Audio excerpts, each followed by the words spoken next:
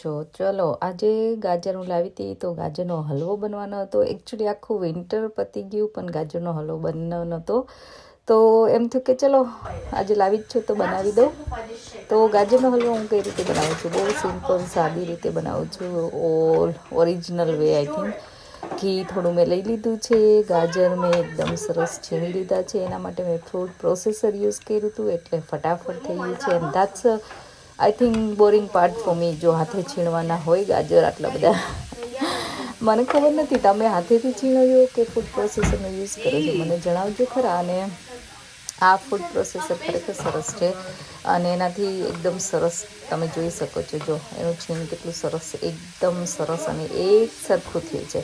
એટલે ગાજર ચડવામાં પણ એકદમ એકસાથે ચડી જાય અને સરસ રીતે બને છે હલવો.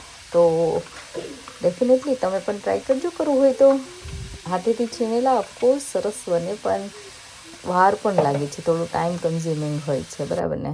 તો હવે આપણે આ ગાજરને ઘીમાં થોડી વાર સાતળવાના છે. થોડી વાર સતળાઈ જાય પછી મેં એમાં મિલ્ક એડ કરી લીધું છે. મેં અત્યારે ખાલી મિલ્ક જ એડ કર્યું છે, પણ તમે ડબલ ક્રીમ યુઝ કરી શકો છો અથવા તો માવો, નોર્મલી ઇન્ડિયામાં માવો પણ નાખતા હોય છે.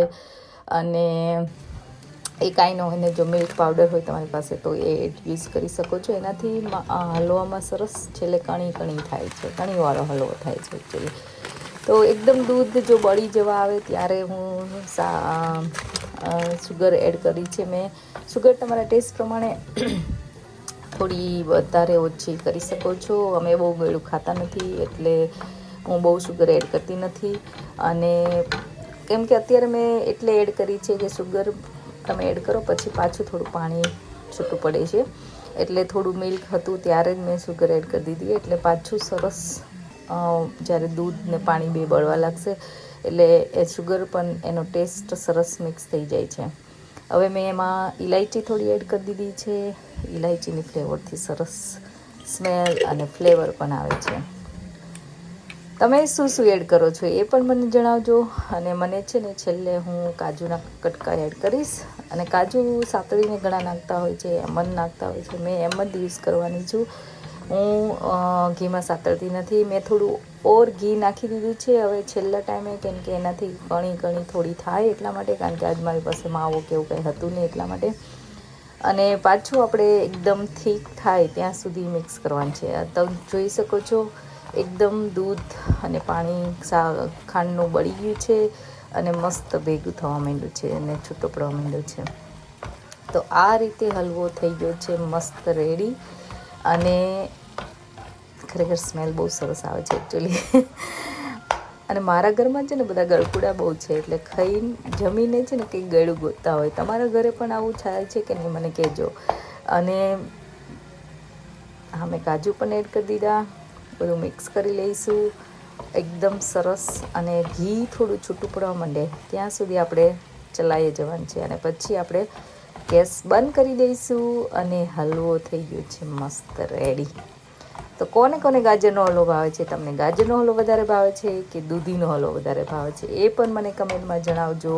અને તમે જો કોઈ અલગ રીતે બનાવતા હોય તો પણ મને ટિપ્સ આપજો કે જેથી આપણે બીજા બધાની સાથે પણ શેર કરી શકીએ. અને ઘણા બધા કુકરમાં પણ બનાવતા હોય છે, જે ઇઝીએસ્ટ અને ક્વિક વે છે. માઇક્રોવેવ યુઝ કરતા હોય છે. ડિપેન્ડ્સ કે તમે કઈ રીતે બનાવો. એટ ધી એન્ડ તો સ્વાદ સરસ જ આવે છે, બરાબર ને. ઘરે બનાવેલી વસ્તુનું એકદમ મસ્ત અને સરસ રીતે બનતું હોય છે. તો તમે પણ ટ્રાય કરજો અને મને જણાવજો. આ બધા ડિઝર્ટ ખાવા બેસી ગયા ગળકુડાઓ, હે ને? ખાઈને ગળગળું ભાવે કા? બહુ ગળું ગોતતા હોય. ગળું ના, હું નથી ખાતી, તમે જ ખાવ છો બધા. શું ખાવા માંડ્યા? ગાજરનો હલવો. કેવો તમને ભાવે, ગરમ કે ઠંડો? ગરમ ભાવે. ઠંડુ સાથે શું ઠંડુ ખાઈશ તું? યારે આ બધાને વેનીલા આઈસ્ક્રીમ ને ગાજરનો હલવો ખાવા ગમે. તમે કઈ રીતે ખાઓ બધા કમેન્ટ કરજો હો, બરાબર. અમે વેનીલા આઈસ્ક્રીમ જ ખાવી, પણ કોક છે ને ચોકલેટ આઈસ્ક્રીમ વાળા ખાય. કેવા માણસો હોય બોલ, વિચાર કરો. એ ને ગાજરના હલવા રે કોઈ ચોકલેટ આઈસ્ક્રીમ ખાય? આ ખાય ને ખાય જો ગરમ ગાજરનો હલવો અને વેનીલા આઈસ્ક્રીમ એ કોમ્બિનેશન બરાબર. પણ અમુક માણસો ચોકલેટ સાથે ખાય. આપણે કોઈ કહેતા નથી કોણ ખાય કોણ એ ને ઓકે તમે કમેન્ટ કરજો કે તમે કેની સાથે ખાઓ. કેવો બન્યો હલવો એ તો કયો પેલા. હલવો જોરદાર માંદો હે હો. એ